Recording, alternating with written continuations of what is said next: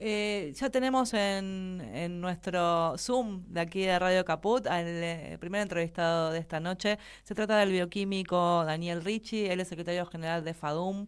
¿Qué tal, Daniel? Buenas tardes, gracias por estar aquí con nosotras. Estoy acá junto a Diana Alguín, mi compañera, y quien te habla, Charo Álvarez. ¿Cómo estás? Hola, ¿qué tal? ¿Cómo están? Gracias a ustedes. Daniel, queríamos en primer lugar saber cuál es tu sensación después de la masiva movilización que ocurrió en todo el país el día martes, la cuarta movilización que se realiza a nivel federal y este martes en relación a el pedir el cumplimiento de la aplicación de la ley de financiamiento universitario. Yo creo que a lo largo mucho de nuestra patria se usaron cientos de miles de argentinos, no solo unitarios, en defensa de la universidad pública, y esto tiene que ver con que la valoración que tiene la misma nuestra sociedad tiene que ver con el ascenso social individual como colectivo que se produce, con el progreso a partir del conocimiento científico, y bueno, esto vamos nuevamente el apoyo que tuve en otras marchas, el Congreso que sancionó una ley de crecimiento universitario Daniel, se cuatro escucha un poco veces entrecortado, y supongo bueno, que será la conexión. No sé si quisieras quizás quitarte la imagen, así podemos escuchar un poco mejor.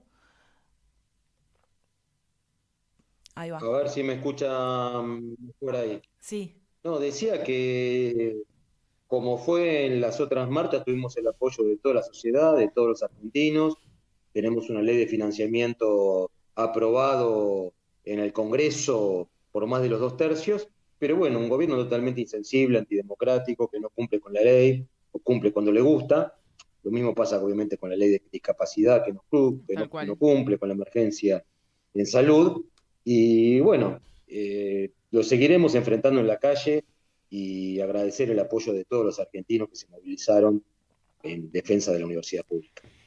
Daniel, acá Diana Olguín, ¿cómo estás? Te quería preguntar si creen que en todo este tiempo también han podido sumar más masa, digamos, a esta comunidad que se moviliza, ¿no? Digo, más estudiantes, más docentes, más gente que se sensibiliza, digamos, con la causa, o ves una suerte también de que cada vez está siendo más difícil y es más desgastante. No, bueno, yo creo que se ve en las encuestas que hay, en todo lo que está circulando, vimos lo que pasó en las redes, vemos un gobierno que cada vez está más aislado, un jefe de gabinete preocupado por cuántas cascadas se pone en su casa, y mientras los argentinos están cada vez siendo más condenados a la pobreza, ¿no?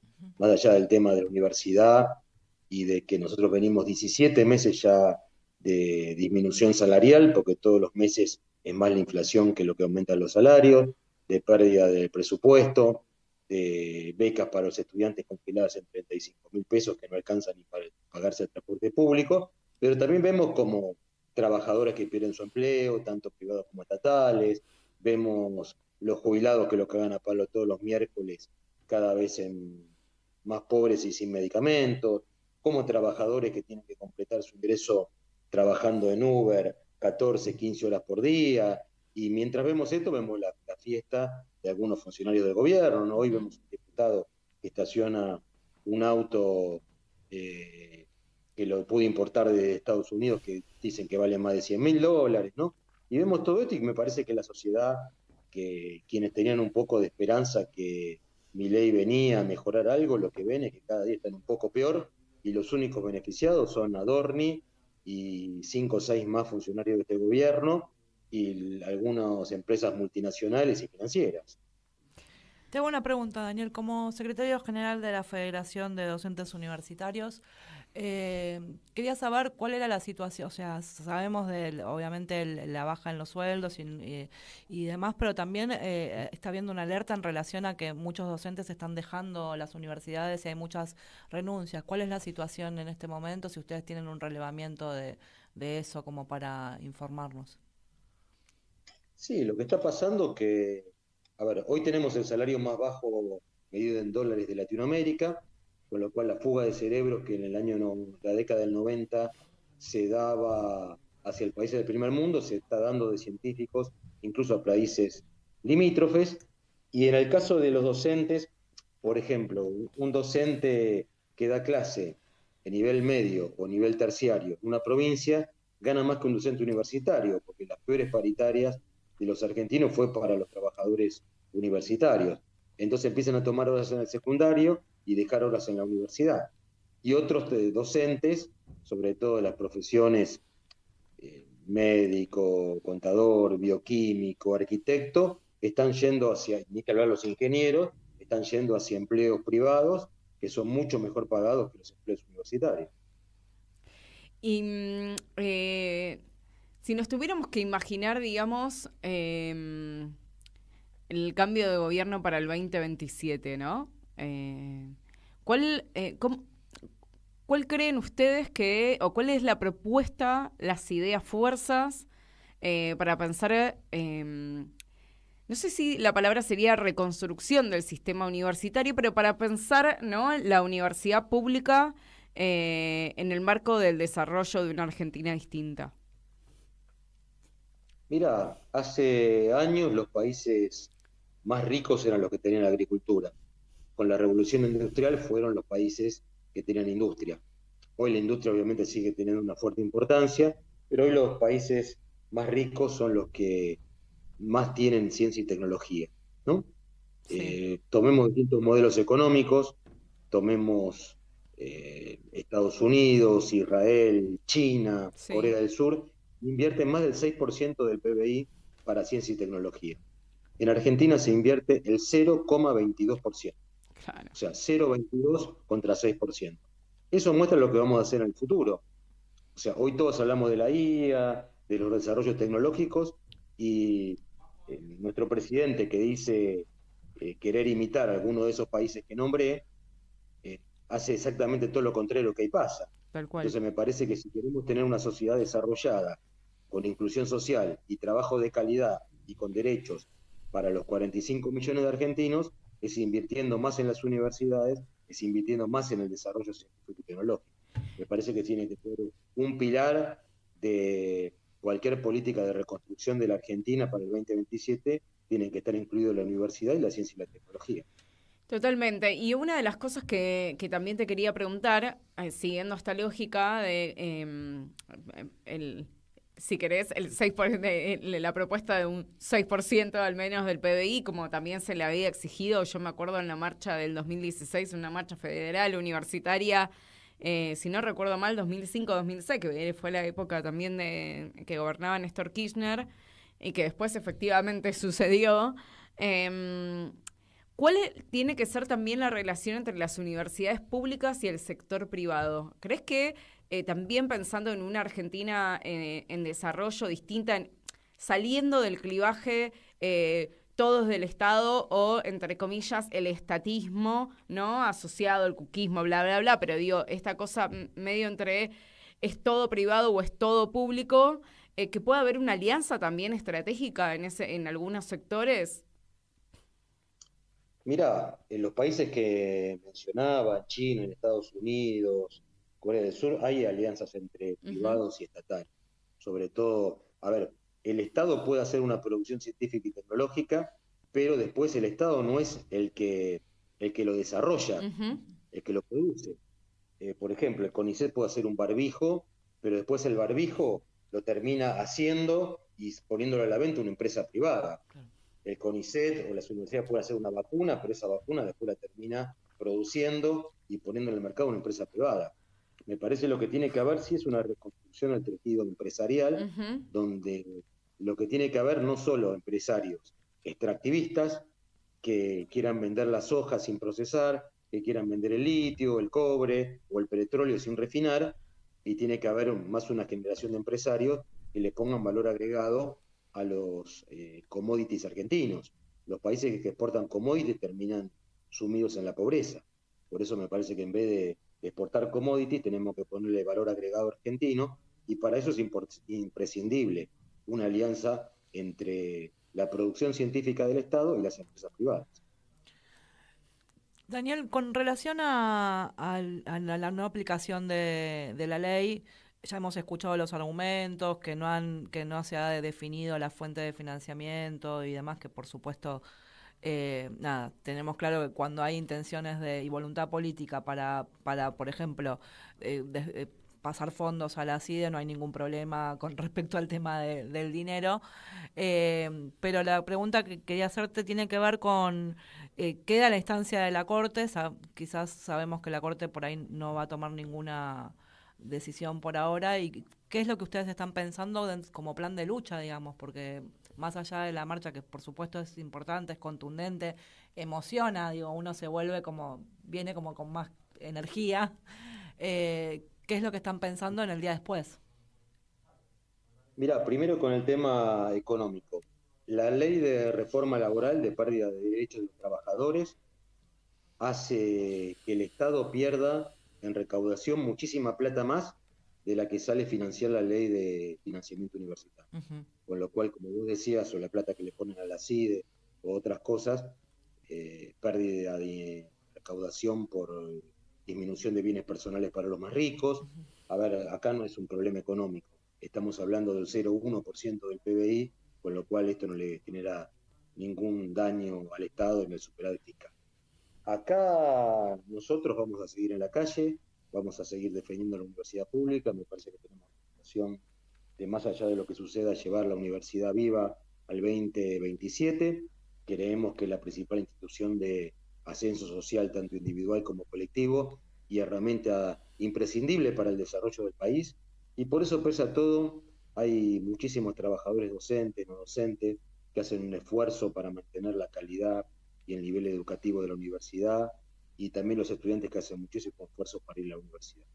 Así que nosotros vamos a seguir construyendo conjuntamente con los otros sindicatos, con los estudiantes, con las autoridades de la universidad, esta resistencia a este modelo de Milei, que no va solo en contra de la universidad, sino en contra de casi todos los argentinos, y seguramente seguiremos teniendo el apoyo de cada vez más argentinos en esta lucha.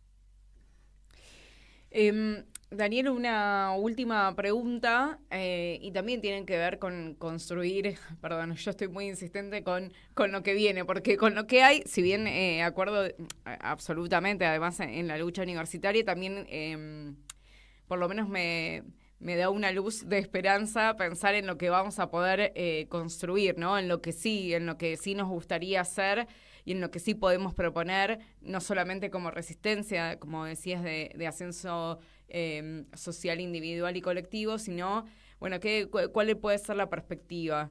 Y ahí también me pregunto cómo atraviesa la cuestión de género en las universidades. Y digo esto en términos de referencias de sindicales, en referencias de poder, ¿no? De representación, porque la mayoría de las estudiantes y los estudiantes universitarios son mujeres, ¿no? Y cómo ven esa perspectiva también en esa vinculación con el trabajo. Mira, yo creo que lo único que democrático que tiene este gobierno es cagar por igual a todos. Ajá. En este caso, a estudiantes hombres y mujeres. Como bien vos decís, hay carreras que tienen un alto porcentaje de mujeres, y la verdad que lo que hace el gobierno es, ya sabemos, como que obviamente no le importa la cuestión de género, no le importa a los discapacitados, no le importa absolutamente nada. Lo que vemos es un gobierno absolutamente cruel, que lo único que fomenta es una actitud egoísta, individualista. Entonces obviamente lo que buscan es, digo, la persona que es multimillonaria como Elon Musk puede hacer lo que quiere, y el pobre no puede hacer absolutamente nada. Uh-huh. Eso tiene que ver también con lo que pasa con la reforma laboral, donde intenta destruir todos los derechos de los trabajadores, y obviamente que los patrones puedan hacer lo que quieran y abusarse al tener trabajadores sin derechos. Entonces me parece que tenemos la obligación, todos los argentinos, de enfrentar esto. Me parece, como decía, que la universidad pública vamos a seguir resistiendo, y me parece que también hay que dar todos estos debates, que no es solo, a ver, que Milei se la agarra con la universidad pública, no solo porque odia a los universitarios, odia que haya un modelo donde el hijo del trabajador, el hijo del pobre, pueda ser profesional y pueda tener más herramientas para defenderse y tener un ascenso social. O sea, son gente que están en contra del ascenso social, están en contra de la justicia social, no lo invento yo, lo dicen ellos todos los días, y bueno, obviamente por eso no les gusta la universidad pública y por eso no les gusta que haya trabajadores con derechos. Te habíamos dicho que era una última, pero tengo una final para hacerte, una pregunta final, que es, durante la marcha, viste que estaban, digamos, los carteles del CIN que planteaban que mi ley cumpla la ley. En mi caso yo le digo su ley, pues para mí es como se viene manejando. Pero lo que te quería preguntar es, viste que hay mucha gente que va con sus carteles propios y demás. ¿Hubo alguna anécdota que te hayas llevado de esta última marcha, algo que te haya sorprendido? Digo, hemos visto en los medios, por ejemplo, los excombatientes que comentaron que estaban acompañando, no solo porque uno de ellos tenía una hija que estaba estudiando medicina, sino también porque ellos se habían podido arreglar sus dientes en la Facultad de Odontología. Quería saber si en ese sentido habías compartido alguna anécdota o alguna cuestión que quieras compartirnos esta tarde. Mira, hay montones de anécdotas, podemos pasarnos horas y horas contando, pero me parece que una de las principales anécdotas es de compañeras que tienen los comedores, ¿no? Y le dan de comer a miles y miles de argentinos que no tienen trabajo, con un gran esfuerzo, ¿no? Y sabemos que el Ministerio de Capital Humano ha abandonado todos los comedores populares. Y una compañera, una de las anécdotas que contaba, era que ella, bueno, hacía todo el esfuerzo ese para mantener el comedor vivo y que el sueño de ella era que su hija pueda estudiar en la universidad pública, que era la única manera que tenía de salir de la pobreza. Así que me parece que eso es lo que representa la universidad pública. El sueño de millones de argentinos que le han pasado muy mal, que hacen muchísimo esfuerzo y saben que la única manera digna de salir para estar con un trabajo mejor es estudiar e invertir en la universidad pública. Muchísimas gracias, Daniel. Estamos hablando con Daniel Ricci, secretario general de FEUM. Gracias por esta comunicación con nosotros aquí en Tres en Una. Al Gracias. contrario, muchas gracias. Bueno, hablábamos con Daniel Ricci sobre la marcha, sobre qué es lo que, bueno, vienen planteando, qué se puede pensar para el futuro. La verdad que... A mí me gustaría decir algo, porque él lo señaló al final. Sí. Y es como las compañeras con A son las que mantienen los comedores. Son las que, ¿no? Digo, Sí. en esto yo le estaba preguntando la cuestión de género. Hay una cuestión de género muy importante. Y que me parece que hay un desafío importante entre la universidad, no porque no lo sea también para los varones, pero sí me parece que hay ciertas particularidades de género para estar mirando, ¿no? Que tienen que ver con esto, son las que cuidan, pero al mismo tiempo son las que más están en este momento estudiando. ¿Qué le decimos a esas compañeras? Que muchas de ellas pueden ser madres trabajadoras, digo, con laburo remunerado, con el Rappi, Sí. compañeras que están con la olla, que después quieren que sus hijas vayan a estudiar, digo. A mí me parece que ahí también el peronismo tiene un público muy interesante al cual tienen que hablar, y de hecho entiendo yo que mañana va a haber un acto del MDF, Mujeres y Diversidades, con Axel en Ensenada. Me parece que hay algo ahí para seguir ahondando.